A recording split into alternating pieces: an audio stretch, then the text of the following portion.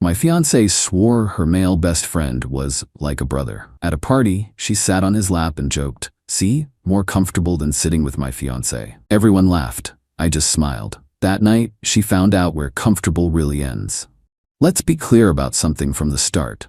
I'm no one's fool. I'm a structural engineer.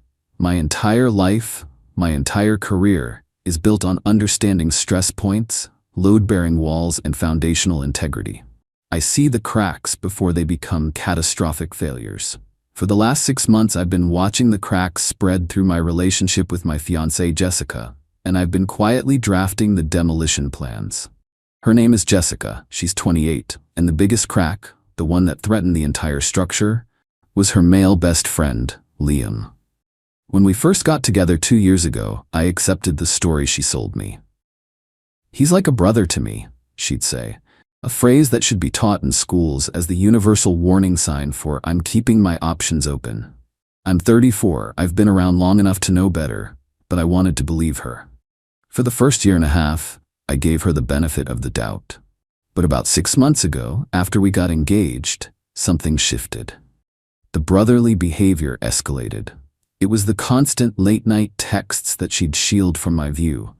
It was him being her +1 to a work event because I had a deadline. It was his opinion on our wedding venue, holding more weight than mine. It was the way he'd casually drape his arm over the back of her chair at dinner, his fingers brushing her shoulder, a subtle act of ownership that he knew I could never call out without looking like a jealous, controlling maniac. So I didn't call it out. I observed, I documented. The engineer in me took over. I started quietly untangling my life from hers. Not emotionally at first, but financially and legally. I made sure the lease on our apartment, which was up for renewal, remained solely in my name. I opened a new personal bank account and started diverting the majority of my savings there, leaving just enough in our joint account to maintain the illusion of a shared future. I wasn't being paranoid. I was preparing for a controlled collapse. I knew it was coming. I just needed one final, public, undeniable data point to justify pulling the trigger. Last Saturday night, she handed it to me on a silver platter. We were at a housewarming party for our friends.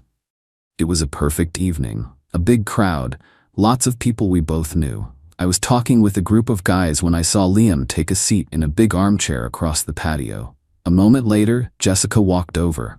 Instead of finding another seat, she turned and sat directly on his lap, settling back against his chest like it was her personal throne. He, in turn, wrapped his arms around her waist, his hands resting on her hips, with a familiarity that made my stomach turn. The chatter around me died down. I could feel the eyes of everyone at the party shifting towards me, watching for my reaction. Mark, the host and a good friend of mine, looked at me with an expression of pure horror. Jessica saw me watching. She had the audacity to smile, a wide, challenging smile, and call out so everyone could hear, "See, Daniel? More comfortable than sitting with my fiancé." A few people let out shocked, awkward laughs. Liam just smirked at me from under her, a smug look that said, "I won." And in that moment, there was no hurt, there was no rage, there was only a cold, quiet click in my head. The final data point had been acquired. The structural failure was confirmed. It was time to execute the plan. I smiled back at her, a completely empty, placid smile. I raised my drink in a little salute. "Whatever makes you comfortable," I said, my voice perfectly level. Then I turned back to my conversation, as if I hadn't just witnessed the public execution of my engagement. Inside, the demolition sequence had already begun. For the rest of the night, I was a ghost. I made small talk, I laughed at jokes, I refilled my drink. But my mind was 1,000 miles away, running through a checklist. On the drive home, she was giddy, buzzing from the attention. She talked about the party, about how much fun she had, completely oblivious to the fact that she was sitting next to a man who had already deleted her from his future. We got home just after 1 in the morning. She yawned, said she was exhausted, and went straight to the bedroom. "Don't stay up too late working," she said, blowing me a kiss. "I won't," I replied. I waited until I heard the definitive click of the bedroom door. Then I went to my office and began the demolition. I wasn't working. I was ending us. Update 1. The hours between 1 a.m. and 5 a.m. on Sunday morning were the most productive I've had in years. There was no emotion, only process. It was a sequence of tasks to be executed with precision. First, I secured the perimeter. I logged into the online portal for our apartment building and permanently deactivated her key fob. Then I changed the access code on the smart lock on our front door. The physical structure was now mine alone. Next, I severed the financial lifelines. I logged into our joint bank account. I transferred the remaining balance of my contributions, which was about 98% of the total, into my personal account. I left her exact contribution, down to the cent, in the account. Then I accessed my primary credit card, the one on which she was a very active authorized user. I went through the charges from the past month: brunch with her friends, a new designer handbag, a spa day with Liam's sister. I paid the balance in full. Then I clicked the button, remove user and report card as stolen. Her primary source of funding was gone. Finally, I dealt with her immediate possessions. I knew if I just threw her out, she could claim I had stolen her valuable items. I had to be smarter. I went into the bedroom where she was sleeping, a faint smile on her face, probably dreaming of whatever comfort Liam provided. I moved with the silence of a cat. I gathered her essentials: her laptop, her work phone, her primary purse which contained her wallet and keys, her phone charger, and a small jewelry box containing the pieces I had bought for her. I packed them all into her favorite weekend bag. I placed the bag by the front door, ready for her departure. The rest of her life, the mountains of clothes and shoes and accumulated junk, could be dealt with later. This was about a clean, swift extraction. At 5 a.m., I sent a single text message to our mutual friend Mark, the host of the party. "Hey man, sorry for the weirdness last night. Just wanted to let you know that Jessica and I are done." I ended it. "If you hear any crazy stories, just know the truth is she made her choice in front of about 50 people." I knew Mark was a decent guy. He would spread the correct version of events, inoculating me against the inevitable smear campaign. Then I put my phone on airplane mode and went for a run as the sun came up. When I got back, the apartment was quiet. I made coffee and waited. Around 10, Jessica finally emerged, looking groggy. "Morning," she said, avoiding my eyes. Maybe some small part of her realized she had gone too far. "My phone is dead. Can you grab my charger from my purse?" "I can't," I said calmly. "Your purse is by the front door, in a bag with your other essentials." She frowned, confused. "What are you talking about? Why would it be there?" "Because that's where you're going," I said, my voice flat and devoid of emotion. "You don't live here anymore." She actually laughed, a short, disbelieving bark. "Okay, I get it. You're mad about last night. I already told you, it was a joke. You're being a little dramatic, don't you think?" "No," I said, standing up to face her. "I'm being logical. You sat on another man's lap in front of all our friends and declared you were more comfortable with him than with me. That is not a joke. That is a public statement of your priorities. I accept your statement. My priority, in turn, is to not be in a relationship with someone who holds me in such public contempt." The color drained from her face as she realized I was serious. "You're breaking up with me? Like this, after 2 years?" "The relationship was over last night," I corrected her. "This is just the logistical follow-up. Your key fob won't work, and the code to the door has been changed. Your credit card has been canceled. The money in our joint account has been separated. Your essential belongings are in the bag by the door. I suggest you call the person you are most comfortable with to come and get you. You have until noon." The tears and the pleading started then, a predictable and pathetic performance. She was sorry. She loved me. It was a mistake. She wasn't thinking. I just stood there unmoved. The engineer in me had already calculated the stress tolerances of our relationship and she had exceeded them. The structure was condemned. Liam arrived about an hour later, playing the role of the outraged, protective brother. He stormed into my apartment, which Jessica let him into, and tried to get in my face. "You're a real piece of work, you know that?" he said, trying to sound intimidating. I didn't even look at him. I just looked at Jessica. The clock is ticking. At noon, he is officially trespassing. Then I looked at Liam. "And just so you know, the security cameras in this hallway record audio. Any threats you make will be handed over to the police." His tough guy act crumbled instantly. He was a coward, like all bullies. He muttered something under his breath, grabbed her bag, and they left. As she walked out the door, Jessica turned back. "What about the rest of my things?" she cried. "You can contact me via email to arrange a time for a supervised pickup," I said. "You will be allowed 1 hour, with a police escort present to ensure a civil transfer of property. Goodbye, Jessica." Then I closed the door, engaged the smart lock, and the silence I had been craving for 6 months finally filled my home. Update 2.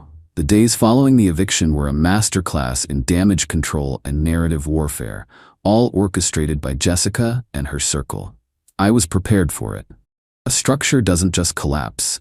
There's always a cloud of dust and debris. The first wave was the emotional appeal, led by her mother. The voicemails were textbook. First came the feigned concern, then the tearful pleading, and finally, the veiled threats. I saved them all but responded to none. The second wave was the social media assault.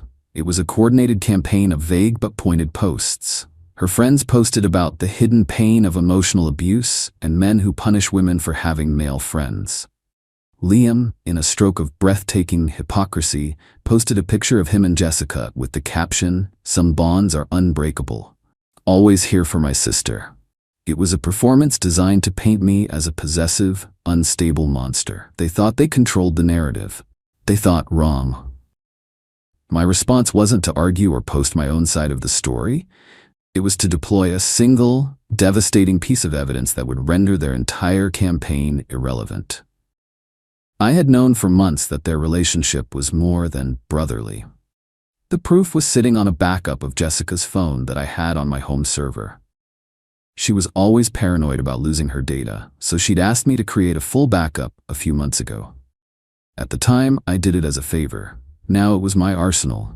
I spent an evening going through the data. It was worse than I could have imagined. Text messages between her and Liam, filled with inside jokes at my expense. They called me the blueprint because I was designing the life she wanted to eventually live with him. And then I found the video. It was from a weekend trip she and Liam had taken a few months back, a trip she told me was a childhood friends reunion. The video was short, a selfie she had recorded in their hotel room.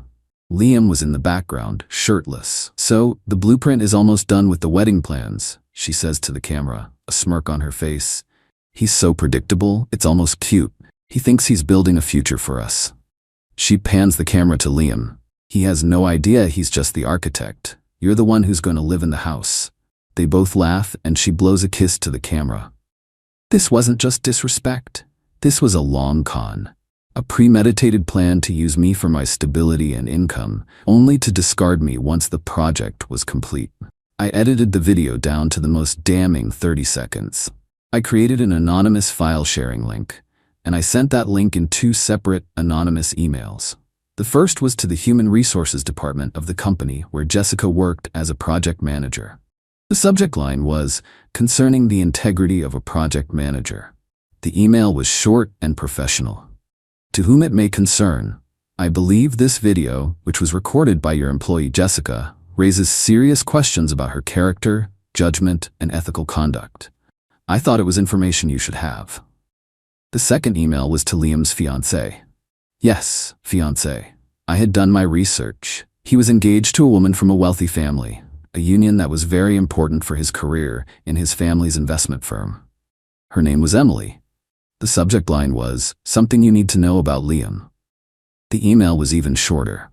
"Emily, I am so sorry to be the one to show you this. You deserve the truth." I hit send on both emails. I had planted the charges deep inside the foundations of their lives. I didn't have to wait long for the detonation. Final update. It has been 4 months.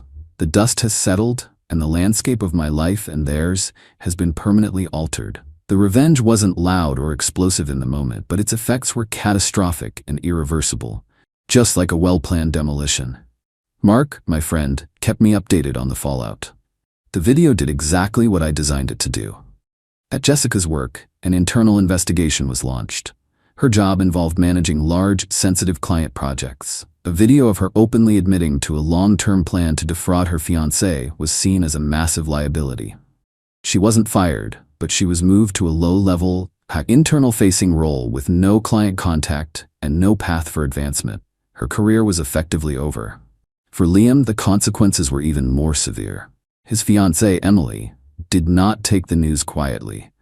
She not only broke off the engagement, but she also sent the video to her father, who happened to be one of the biggest clients at Liam's family's investment firm. The next day, her father pulled his entire 8-figure portfolio from the firm. Liam became a pariah overnight. He lost his fiancée, his reputation, and cost his family's business millions. Last Mark heard, Liam had been quietly reassigned to a satellite office in another state, a form of professional exile.